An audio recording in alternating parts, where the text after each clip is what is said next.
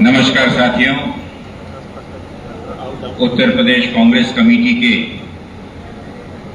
सम्मानीय अध्यक्ष, वाराणसी लोकसभा के हमारे गठबंधन के लोकप्रिय उम्मीदवार भाई अजय राय जी, अखिल भारतीय सम्मानीय अभय दुबे जी, मीडिया डिपार्टमेंट के उत्तर प्रदेश के हमारे सम्मानीय प्रमुख डॉक्टर सीपी राय जी, मंचासीन उपस्थित प्रदेश कांग्रेस कमेटी के हमारे सम्मानीय पदाधिकारी, उपस्थित मेरे सभी साथियों और विशेष रूप से यहां उपस्थित मेरे सभी पत्रकार साथियों, जैसा कि भाई अभय दुबे जी ने कहा,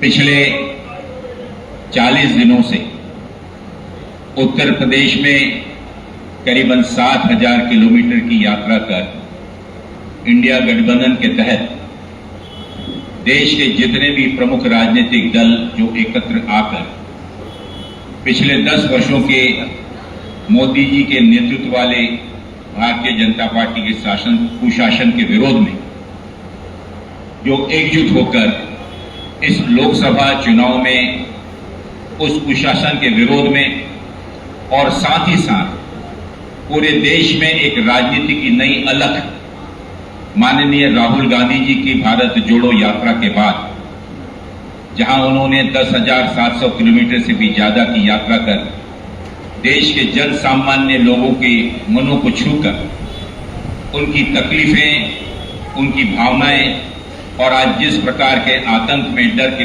माहौल में वो जी रहे थे, उनके बीच एक नई आशा, एक नई उम्मीद, एक नया विश्वास हासिल कर देश में एक राजनीति को एक नई सोच उन्होंने प्रदान की। और उसके फलस्वरूप गठबंधन में जहां देश के प्रमुख सभी राजनीतिक दलों ने एकत्र आकर और भारतीय जनता पार्टी और माननीय मोदी जी के नेतृत्व वाली सरकार के इन 10 वर्षों के कुशासन के चलते देश के लोग जिस प्रकार से अपने आप को हताहत और ठगा महसूस कर रहे हैं, उनके बीच एक आशा और उम्मीद के साथ साथ एक विश्वास, बदलाव का विश्वास, और इस बदलाव की भावना को लेकर आज पूरा देश निकलकर आज के वर्तमान राजनीतिक परिप्रेक्ष्य में अगर आप देखें तो एक लोकसभा में लोकतांत्रिक तरीके से भारतीय जनता पार्टी का मुकाबला इस देश की जनता सड़कों पर आकर कर रही है। आपने देखा होगा और मैंने इस चीज को अनुभव किया कि इन 80 लोकसभा क्षेत्रों में घटक दलों के समन्वय हेतु जो बैठकें बुलाई गई, हर चरण के बाद जितनी भी बैठकें हुई, उसमें मैं विशेष रूप से एक फर्क आपको बतला सकता हूं साथियों, कि जनता के बीच का आत्मविश्वास, एक बदलाव की लहर, एक आंधी का स्वरूप लेते हुए और हर चरण के बाद यह भाव, यह आगे मौसम बदलता हुआ और तेजी से नजर आया। और कल के जो हमारा जो 6वां चरण था, हम सब ने देखा कि किस प्रकार से सब अपने डरों की बेड़ियों को छोड़कर और पिछले 10 वर्षों में जिस प्रकार से उन्हें प्रताड़ित होना पड़ा, चाहे वो छोटा व्यापारी हो, चाहे हमारे एमएसएमई के साथी हों, चाहे जिस नारे को देकर अगर मैं देखूं कि देश की युवा वर्ग को जहां पर 20 करोड़ नौकरी देने का वादा जिस आदरणीय मोदी जी ने प्रतिवर्ष 2 वर्ष के हिसाब से 10 वर्षों में 20 करोड़ नौकरियां देनी थी, आज देश के अंदर में बेरोजगारी का हाल ये है कि अगर 100 लोग बेरोजगार हैं तो इस देश का 82% उसमें से युवा है जो आज अपने आप को आंशिक रूप से या पूर्ण रूप से अपने आप को बेरोजगार बताया गया है। साथियों, ये मैं नहीं कह रहा, ये आईएलओ की रिपोर्ट है। साथ ही साथ जिस प्रकार से महंगाई चरम सीमा पर छू रही है, इन सभी विषयों को लेकर जिस आशा और उम्मीद के साथ देश के किसानों को वादा किया गया था, इस सब का नतीजा ये हुआ कि इन 10 वर्षों की हताशा के बाद जिन 80 लोकसभा क्षेत्रों में मैं घूमा हूं, जिन 80 लोकसभा में क्षेत्रों में जाकर वहां के लोगों से, वहां के कार्यकर्ताओं से, पार्टी के प्रमुख जो हमारे पदाधिकारी हैं, उनके साथ जो चर्चा किया हूं, वो एक चीज स्पष्ट बतलाती है कि ना ही सिर्फ उत्तर प्रदेश में, लेकिन कहना मैं चाहूंगा कि उत्तर प्रदेश में एक राजनीतिक वातावरण काफी तेजी से बदला है और एक आत्मविश्वास के साथ आज का लोकसभा का चुनाव इस देश की जनता लड़ रही है।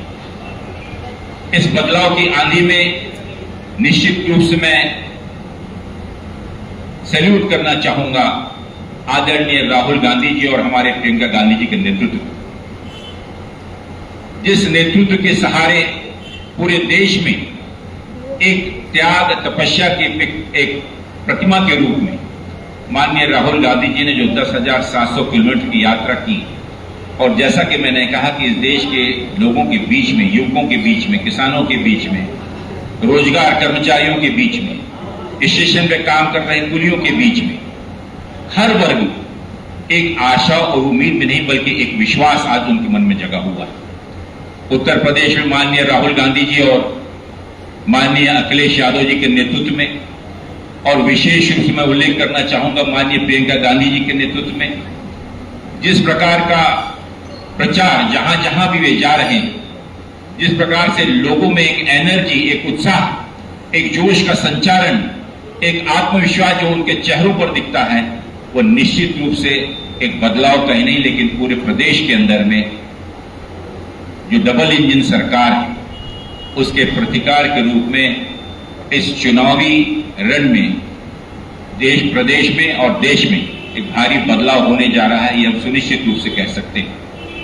इन 80 लोकसभा क्षेत्रों के इस दौरे के दौरान मैं विशेष रूप से आभार व्यक्त करना चाहूंगा, धन्यवाद करना चाहूंगा हमारे कांग्रेस के सभी सम्मानित नेताओं का, हमारे सभी जिला कांग्रेस कमेटियों का, प्रदेश के सभी पदाधिकारियों का, और विशेष रूप से समाजवादी, कम्युनिस्ट पार्टी, आम आदमी पार्टी, किसान पार्टी, किसान यूनियन, इन सभी प्रमुख दलों का, कम्युनिस्ट पार्टी का, कि सभी जगहों में जिस प्रकार का प्रतिसाद, जिस प्रकार का समर्थन और जिस प्रकार से एकजुटता का समन्वय, बेहतर समन्वय के साथ में मुझे हर जगह बेहतर देखने मिला, वो अपने आप में दर्शाता है कि देश के जितने भी राजनीतिक विपक्षी दल हैं, उन्होंने इन 10 वर्षों में जिस प्रकार से देश की लोकतंत्र का और जिस प्रकार से देश के संविधान के मूल्यों का हनन हुआ है, और जिस प्रकार से आने वाले समय में इस देश के संविधान को बदलने की बात माननीय मोदी जी, उनके माननीय मंत्री और देश के, प्रदेश के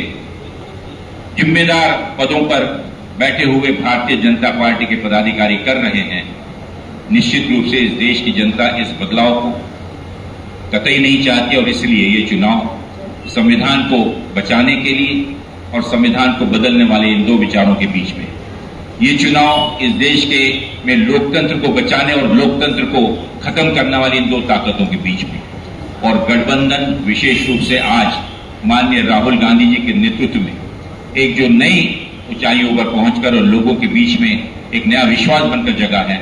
मुझे विश्वास है कि बनारस में जिस नारे को लेकर माननीय मोदी जी यहां पर आए थे कि मां गंगा ने उन्हें बुलाया है, आज 20,000 करोड़ रुपए के खर्च होने के बावजूद भी कहा गया था कि इस देश का, इस गंगा का जल आचमनी के लायक होगा, लेकिन जिस प्रकार की दुर्दशा आज पूरे बनारस में गंगा की सफाई को लेकर जिस प्रकार का भ्रष्टाचार हमें देखने मिलता है, जो भी यहां पर प्रदूषण को हटाने के लिए जो भी मशीनरीज लगाई गई, जो भी यहां पर व्यवस्थाएं की गई, उन व्यवस्थाओं को आपने देखा होगा किस प्रकार से अनेक प्रकार के वीडियोज आपको देखने मिलेंगे पिछले दिनों गंगा के प्रदूषण को लेकर, और विशेष रूप से कोरोना काल के दौरान जिस प्रकार की हालत गंगा मैया की हुई, मैं समझता हूं कि गंगा मां भी इस चीज को देखकर पछतावा महसूस कर रही है और शर्मसार महसूस कर रही है। प्रदेश के अंदर और विशेष रूप से कल का मैं आपको अनुभव बतलाऊंगा कि इस दौरान प्रदेश में मैं जहां जहां भी गया, चाहे किसान वर्ग हो, युवा वर्ग हो, हमारी पीड़ित मातृशक्ति हो, हर वर्ग बहुत ही आशा और उम्मीद के साथ बदलाव चाहता है। कल मैं यहाँ के हमारे बुनकर भाइयों के साथ बैठा था, हमारे एमएसएमई के सदस्यों के साथ बैठा था, छोटे व्यापारियों के साथ मैंने चर्चा की।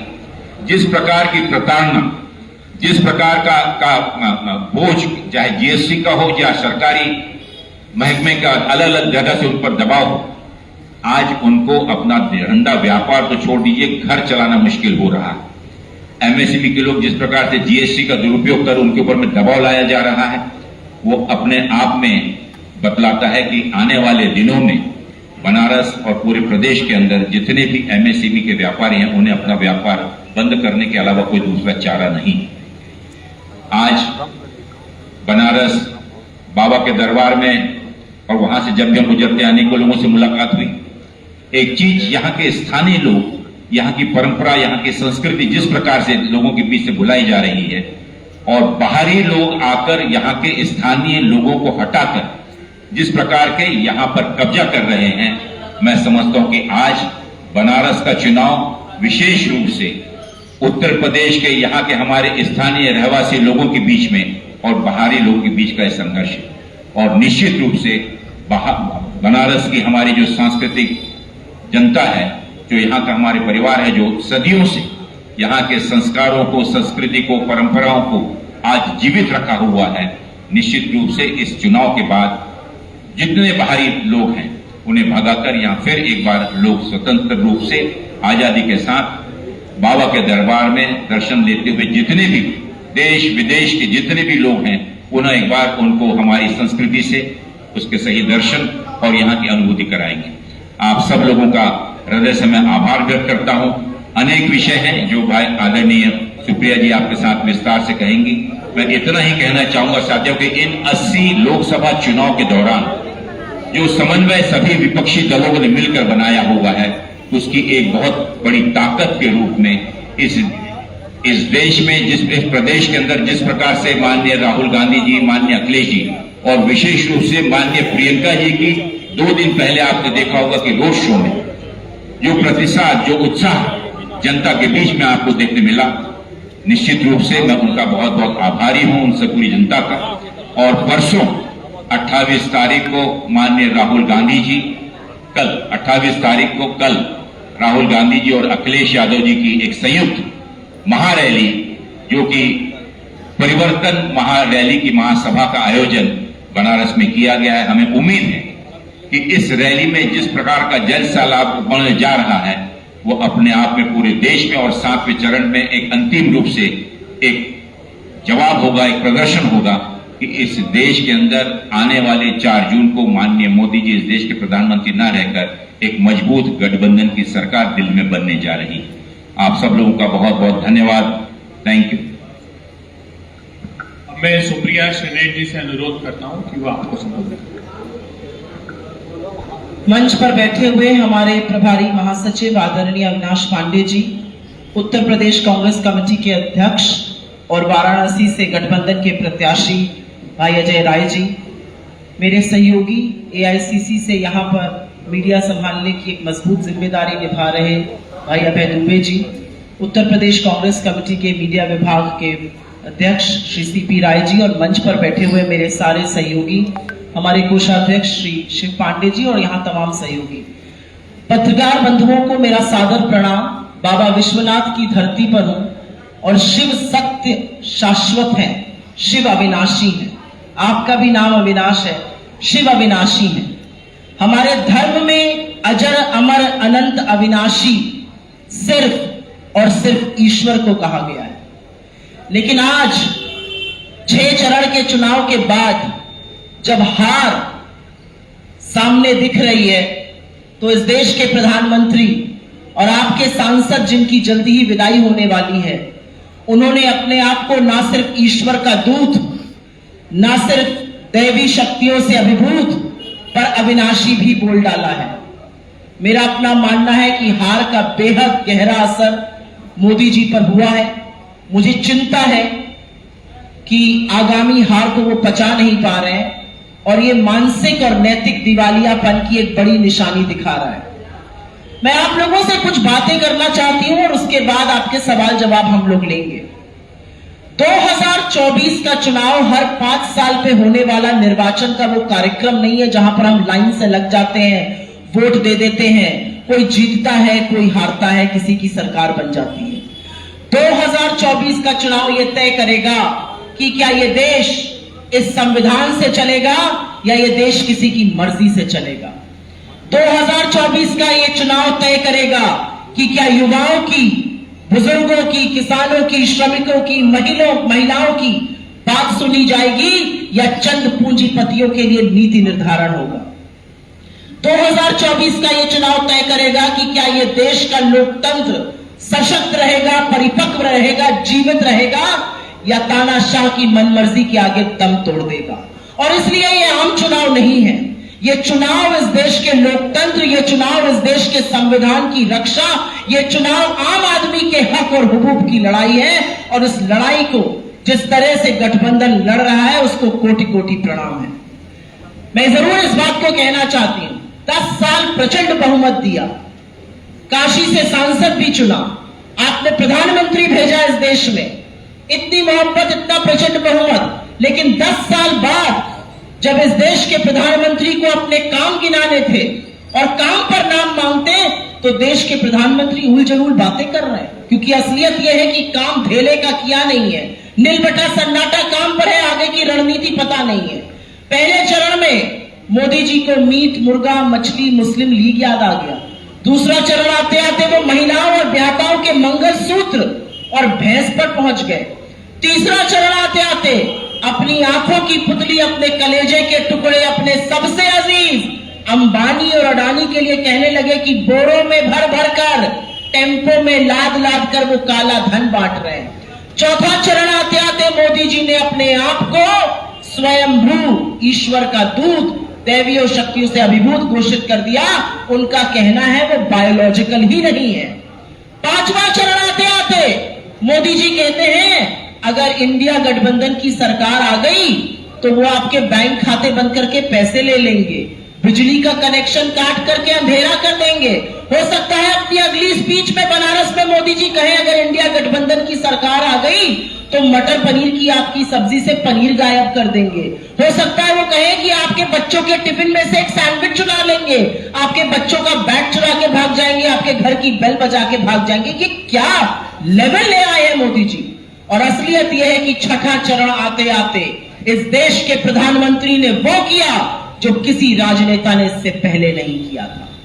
अपनी हारी हुई बाजी की अंतिम चालें चल रहे मोदी जी घिनौनी गंदी राजनीति पे उतर आए और मुजरा शब्द का प्रयोग इस देश के प्रधानमंत्री ने चुनावी मंच से एक बार नहीं बार बार किया। क्या हम नहीं जानते कि मुजरा औरत विशेष के लिए होता है? क्या हम नहीं जानते कि आधी आबादी का इससे बड़ा अपमान कुछ नहीं हो सकता है? किस स्तर पे मोदी जी ले आए हैं?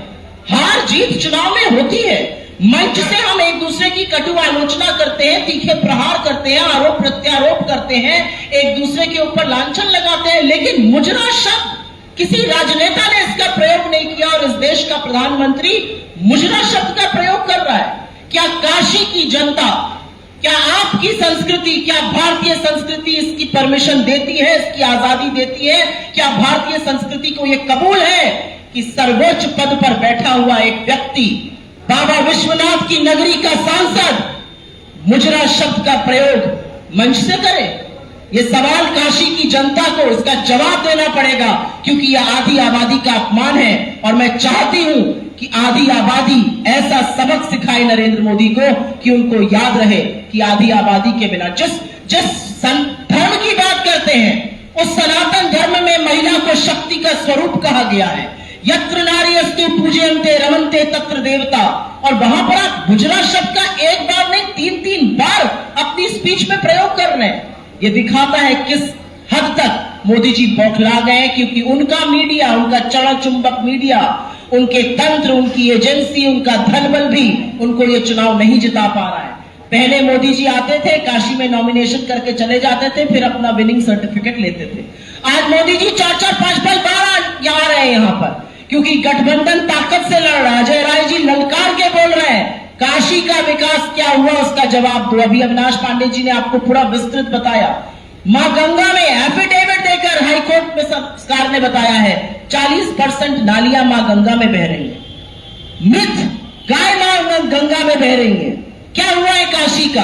काशी को क्योटो बनाने का सपना था, काशी को वेनिस बना डाला। बारिश होती है, सारी सड़कें भर जाती हैं और ऐसा लगता है कि ये वेनिस है, क्योटो से बहुत दूर है। लेकिन मोदी जी की ज्यादा बात ना करके मैं 48 पन्ने के इस न्याय पत्र की 2 मिनट चर्चा जरूर करना चाहती हूं। यह 48 पन्ने का न्याय पत्र है, 15,329 शब्द हैं और इसमें भविष्य का खाका है। इसमें उस भारत की नींव रखने की बात है जहां पर युवाओं की, महिलाओं की, श्रमिकों की, किसानों की, हाशिए पर पड़े लोगों की बात सुनी जाएगी। इसमें पूरी तरह से हम डंके की चोट पर कहते हैं, और ये हमने घर पर बैठकर, कमरे में 1.5 लोगों ने बैठकर अडानी की चिट्ठी पर नहीं बनाया है। ये घोषणा पत्र, ये न्याय पत्र राहुल गांधी जी ने सितंबर 7 तारीख 2022 को जब चलना शुरू किया, कश्मीर, कन्याकुमारी से कश्मीर तक 4,500 किलोमीटर, अजनबियों से मिले, किसानों से मिले, गरीबों से मिले, अमीरों से मिले, हर वर्ग से मिले, हर उम्र से मिले।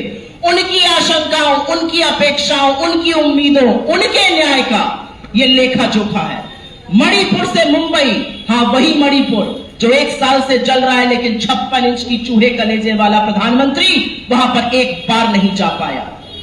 वहां से जब उन्होंने यात्रा करी, जो लोगों ने अपनी आशाएं, अपेक्षाएं, सरकार से वो क्या चाहते हैं, उसका लेखा जोखा ये 48 पन्ने हैं और इसके 5 स्तंभ हैं। और इन 5 स्तंभों में युवा न्याय, नारी न्याय, किसान न्याय, श्रमिक न्याय और हिस्सेदारी न्याय की बात है। मैं युवा न्याय से बात शुरू करना चाहती हूं क्योंकि इस न्याय पत्र में हर उस समस्या का समाधान है जो नरेंद्र मोदी जी ने तुगलकी फरमानों के द्वारा इस देश के ऊपर थोपी है। बेरोजगारी का समाधान है, महंगाई का समाधान है, आर्थिक असमानता का समाधान है, असुरक्षित महिला का समाधान है, बदहाल किसान का समाधान है और मजबूर मजदूर का समाधान है।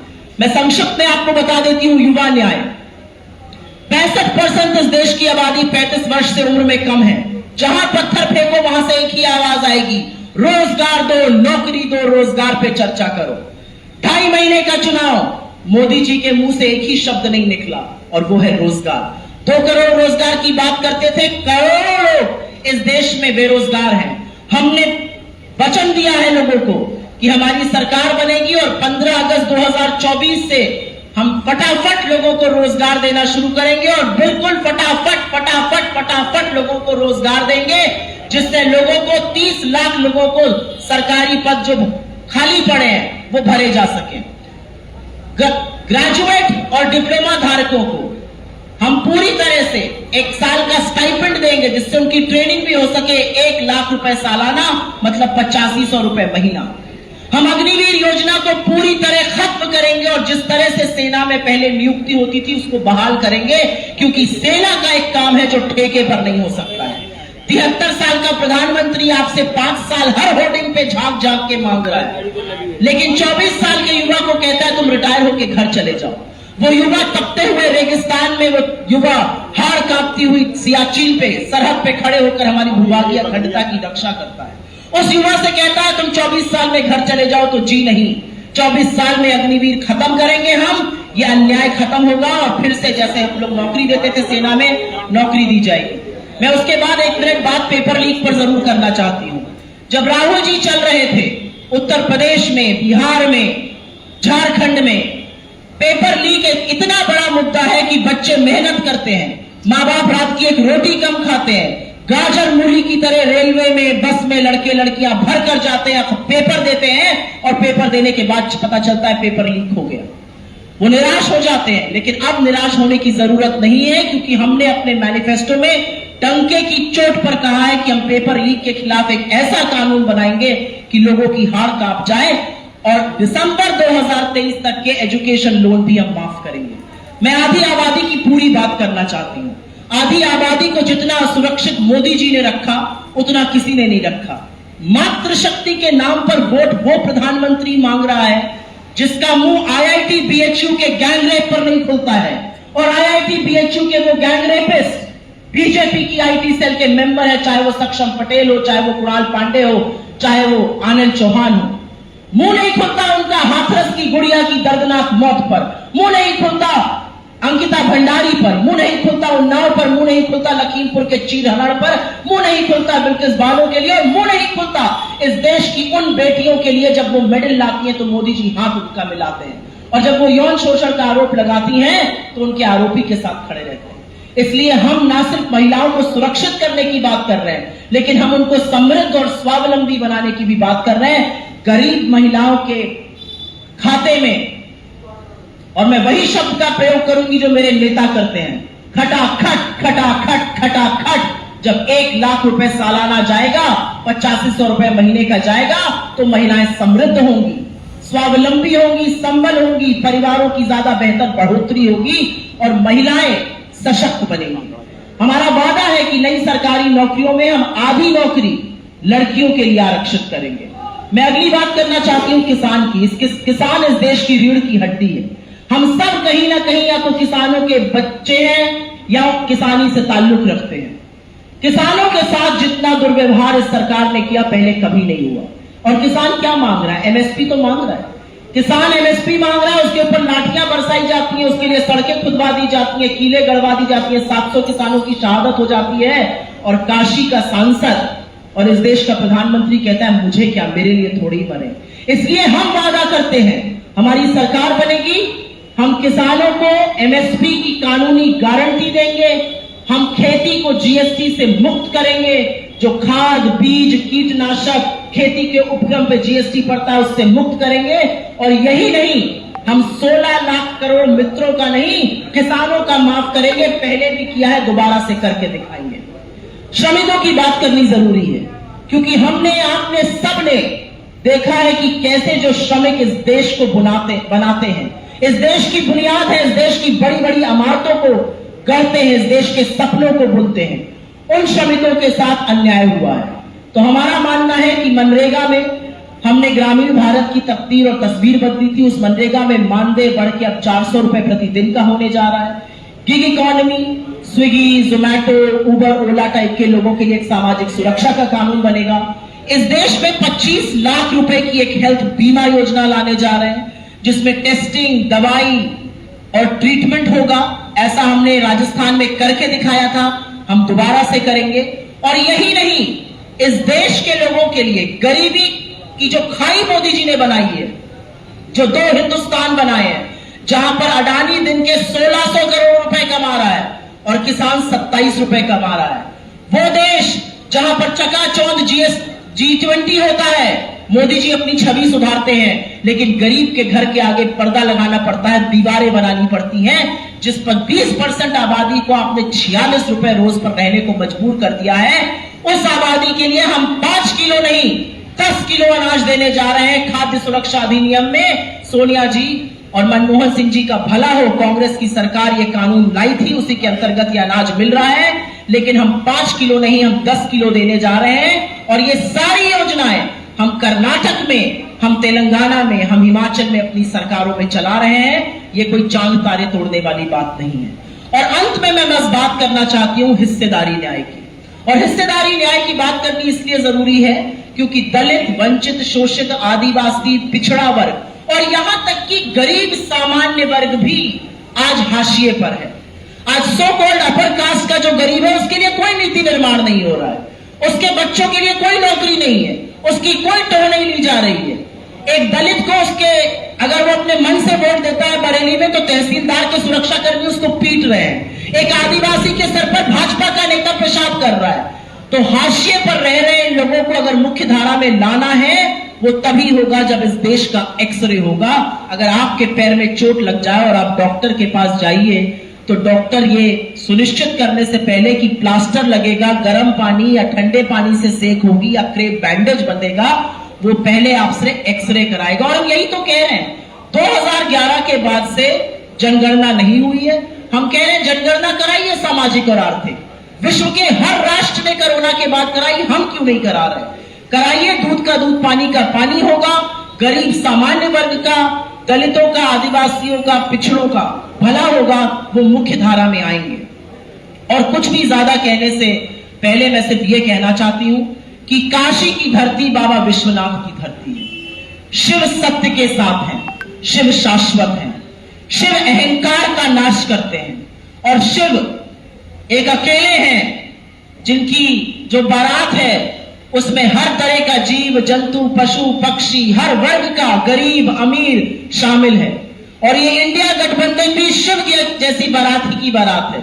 क्योंकि असलियत यह है कि लोगों को गरीब रखकर, लोगों को वंचित रखकर, लोगों को शोषित रखकर समृद्ध भारत नहीं बन सकता है। 10 साल इस देश ने अन्याय सहा, 10 साल इस देश ने जुमले सहे, और अब जब देश हिसाब मांग रहा है तो इधर उधर की बातें की जा रही है। देश यही तो पूछ रहा है, कहां है 15 लाख रुपए हर अकाउंट में आने थे, कहां है 20 करोड़ रोजगार, कहां है 100 स्मार्ट सिटी, काशी भी तो एक स्मार्ट सिटी बननी थी, कहां है रुपया और डॉलर जो एक पर आना था, 58 पर रुपया दिया था प्रभु, आपने उसको पहुंचा दिया 84 पर। पूछ रहा है देश कि पेट्रोल का शतक पार क्यों कराया, पूछ रहा है देश कि किसान की आय दुगनी क्यों नहीं हुई। लेकिन इन सब सवालों का जवाब नहीं है। जवाब में बात करते हैं पाकिस्तान की। अरे पाकिस्तान लपके हुए आप गए बिरयानी खा ले। पठानकोट पहली बार देश की धरती पर अगर आईएसआई को किसी ने बुलाया तो मोदी जी ने बुलाया। किस इंदिरा गांधी की बात करते हैं आप? वो इंदिरा जी जिन्होंने विश्व की आंख में आंख डालकर पाकिस्तान के 2 टुकड़े कर दिए, उनकी बात करते हैं आप? आपने 20 जाबाजों की शहादत के बाद कहा कोई घुसा हुआ नहीं है, और आज सुबह का डेटा है कि चाइना के साथ, चीन के साथ आपने लगातार व्यापार बढ़ाया, और चीन हमारा सबसे बड़ा व्यापारी पार्टनर है। ऐसा क्यों हो रहा है? ऐसा इसलिए हो रहा है क्योंकि इस देश को मूर्ख समझने की गलती मोदी जी और उनकी पार्टी कर बैठी। ये देश अन्याय नहीं सहता है, ये देश सब कुछ सहता है, ये देश संविधान के साथ खिलवाड़ नहीं सहता है, और देश को समझ में आ गया कि बीजेपी संविधान को खत्म करना चाहती है, आरक्षण को समाप्त करना चाहती है, आपके मूल अधिकारों का हनन करना चाहती है, आपकी अभिव्यक्ति की आजादी को छीनना चाहती है, और ये देश उठ खड़ा हुआ है। और मैं बिल्कुल सहमत हूं हमारे महासचिव जी की बात से कि ये जितना चुनाव हम लड़ रहे हैं उतना ही चुनाव ये जनता लड़ रही है। अंत में सिर्फ एक बात कहूंगी, इस चुनाव का पूरा नैरेटिव कांग्रेस पार्टी ने और राहुल गांधी जी ने तय किया है। हमने डटकर मुकाबला किया है, हमने प्रण कर लिया था। आप कहीं की भी बात कहिए, हम बेरोजगारी की, मुद्दों की, महंगाई की, आर्थिक असमानता की, असुरक्षित महिला की, किसान की, मजदूरों की बात करेंगे। हमने वही बात की है और वही बात हम काशी में भी कर रहे हैं। जो यूपी में आकर यूपी की अस्मिता को ललकारे, जो काशी में आकर काशी के लोगों का हक मारे, ऐसे गुजरातियों के साथ हमारी मित्रता हो सकती है, लेकिन हम अपनी अस्मिता के साथ उसको खिलवाड़ नहीं कर देने सकते। आपके बेटे हैं, आपके भाई हैं, आपके सुख दुख के साथी हैं, हर दैवी आपदा में आपके साथ खड़े रहते हैं। आप इनको जिताइए, आपके बेटे हैं। अजय राय जी ललकार कर लड़ाई लड़ते हैं, आपके लिए लड़ाई लड़ते हैं, और ये लड़ाई मजबूती से हम सब लड़ेंगे, यह आपसे वादा है। आपके सवालों का स्वागत है। अच्छा सॉरी मैं आदरणीय अपने प्रभारी आदरणीय अविनाश पांडे जी का मैं स्वागत करता हूं। हमारे सोशल मीडिया के इंचार्ज प्रवक्ता सुप्रिया सिंह जी का स्वागत करता हूं, दुबे जी का, सीपी राय साहब और सभी हमारे सम्मानित कोषाध्यक्ष और सभी साथियों का, और पत्रकार साथी भाइयों बहन। राष्ट्रीय स्तर की सारी बातें आ गई, प्रदेश स्तर की बात आ गई, अब थोड़ा बनारसीपन पे भी बात हो जाए भैया। बनारसीपन पे भी बात हुई ना हुई, बहुत हो गया बनारस का शोषण, गुजराती लोग बहुत शोषण करेगा। सारा काम के करत हो, गुजराती करत हो। गंगा जी में गाय का लाश तैरत हो, 40,000 करोड़ खा गई, के खैलस गुजराती खा गई ना। बंदरगाह बनल हो, 10,000 करोड़ का दिया यहाँ रामनगर में, 10,000 करोड़ के खागल गुजराती बनी ना। यहाँ पर रोपवे बना था, रोपवे के बनावत है, गुजराती बनावत हुआ, सब गुजराती ही काम करत हुआ। बनारस के लोग बेचारे खाली लेबर के रूप में काम करत हुआ, सुपरवाइजर होने से बनारस के लोगों के ऊपर नहीं रखल गया था। अभी चुनाव को मोदी जी का संचालन के करत हो, गुजराती करत हुआ, के करत हो, काकूबाई तन्मय मेहता करत हुआ। गलत बोलत है, बताओ आप सब लोग तो बनारस का पत्रकार हुआ भैया क्लाउन जी, और वो खाली बनारस के लोगों के निर्देश देवल जाते गुजराती के द्वारा कि जाके स्टिकर सटाओ, जाके बैनर लगाओ, गाड़ी ले आओ, वहां ये नहीं हुआ, वो नहीं हुआ, केवल सर सब कुछ गुजराती करत हुआ। तो हमारी यही का मतलब कि जब आपके घर का सब कुछ यहाँ मौजूद हो, आपके परिवार का लोग खड़ा हुआ, तो परिवार के साथ में खड़ा रहा। कब तक चाकरी हुई? चाकरी मत करा, दमदारी कर, अपने परिवार के मजबूत करा। यही सबसे बड़ा हमार अपने काशीवासिन से आग्रह और निवेदन है। और अंत में एक बात जरूर कहो कि आज मोदी जी 2000 लोगों की चिट्ठी लिखलन, बनारस के सम्मानित लोगों की 2000 चिट्ठी लिख के वोट मांगत हैं। हमके जो आप लोग के माध्यम से पता चला, उनसे ये बात जरूर पूछे कि चाहिए बनारस के लोगों के कि जब कोरोना काल में बनारस में सैकड़ों हजारों लोग मर गई न कोरोना की वजह से, तो उनकर एक भी चिट्ठी मोदी जी को शोक संवेदना के कोई के घरे आल हो 2000, 5000, 10,000 कोई भी चिट्ठी लिखी भेजलन मोदी जी की भैया ये हमार मोदी जी यहाँ का सांसद हूं, आपके घरे का भाई बहन बिटिया हमारे परिवार का सदस्य, जैसे मोदी जी लिखना कि हमारा परिवार, तो हमारे परिवार काशी का परिवार लोगों मर गई न कोरोना में, उनके शोक संवेदना प्रकट कैलन मोदी जी चिट्ठी लिख के। ये जरूर काशी के जनता उनसे पूछे, वोट देने के पहले जरूर पूछे के चाहिए। और जब वो समय तू नहीं मार मदद कैले, जो सबसे बड़ी विपत्ति हमारा आई, हमार बेटा हमार भाई हजार आए खड़ा रहन, अपने सर पे कफन बांध के खड़ा रहन, उसमें तो अपने जान का मोह हम नहीं कैली ना। मोदी जी और उनका जितना यहाँ पर चेला लोग हम मंत्री विधायक, वो फर्जी सर्टिफिकेट कोरोना का कि वो जो है पॉजिटिव हो गया, घरे में बैठे रहना, लाइव होते रहना, कहीं निकलत रहना सड़क पे। हम लोगों का कार्यकर्ता, हम कहेंगे हम निकलत रही, तो हमारे कार्यकर्ता भी निकल के काम कैलन। वो समय मोदी जी को भी ध्यान नहीं दिला, उनका खुद कार्यकर्ता एक अजय शुक्ला प्रहलाद घाट कर, वो बेचारा दीनदयाल में तड़प के मर गया, बूथ का कार्यकर्ता रहा।